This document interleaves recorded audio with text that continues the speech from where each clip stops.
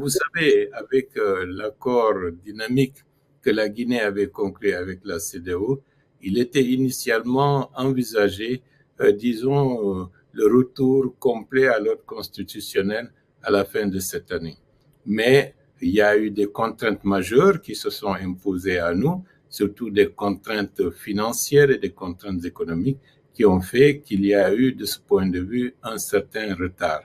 Heureusement, dans la relance du processus actuel, le président, le général Mamadi Doumbouya, a indiqué que l'objectif pour l'année 2024, c'est l'organisation du référendum constitutionnel d'ici la fin de l'année. Et le gouvernement et les structures dédiées aux processus électoraux et le CNT travaillent d'arrache-pied pour que ce rendez-vous soit maintenu et réalisé. Et c'est la raison pour laquelle, d'ores et déjà, je dois vous dire que l'avant-projet constitutionnel est en cours de diffusion. Il y a des échanges autour et j'estime et j'espère que d'ici décembre, qu'on pourrait organiser ce référendum constitutionnel dans une ambiance de fraternité et de convivialité démocratique. À la suite de cela, pour l'année 2025, nous organiserons, contrairement à ce qui a été pensé auparavant, nous renverserons l'ordre des élections.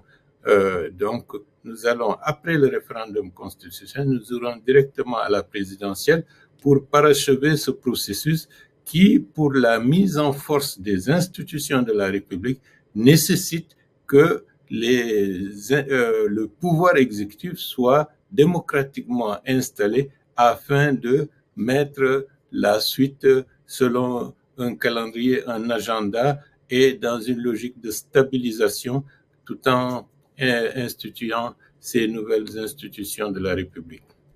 La question fondamentale autour de l'avant-projet constitutionnel et l'esquisse de la proposition constitutionnelle, c'est de faire en sorte que personne ne soit exclu, disons, de l'espace démocratique, donc de l'espace susceptible de faire émerger des hommes et des femmes de valeur pour aller à la conquête du suffrage universel. Donc, aussi bien le général Mamadi Doumbouya que d'autres, dans le cadre du rassemblement, disons, de faire en sorte que la Constitution ne soit pas orientée de manière personnelle. Il va de soi que tous les cas de figure que vous avez esquissés sont tout à fait possibles. Vous savez, lorsqu'on a traversé plusieurs épreuves, on en tire des leçons qui permettent d'envisager le présent et le futur sous d'autres auspices. Nous avons vu, par exemple, le 28 septembre 2009, une manifestation pacifique qui était bon enfant en début de matinée, se transformer en un carnage humain qui a ramené cette journée en une journée de catastrophe nationale. Donc, nous sommes instruits par ces épreuves qui sont dures, et c'est la raison pour laquelle, dans un contexte de refondation, avec des fragilités de nos institutions, avec des velléités de restauration du système qui vient d'être aboli le 5 septembre 2021, les hommes et les femmes de la Guinée doivent faire preuve de prudence, de responsabilité, ne pas s'engager tête baissée dans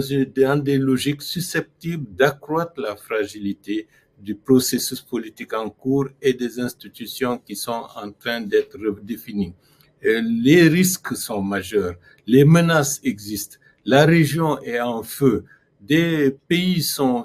dans une logique pratiquement d'État en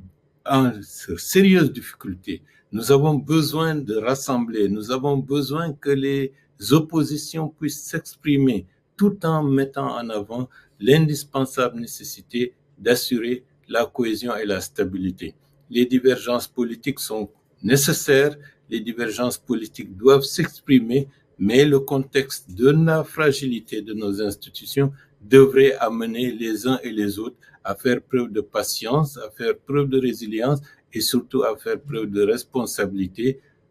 lorsque la situation s'améliorera. les institutions de démocratie seront installées, il va de soi, libre à chacun d'exprimer par les voies démocratiques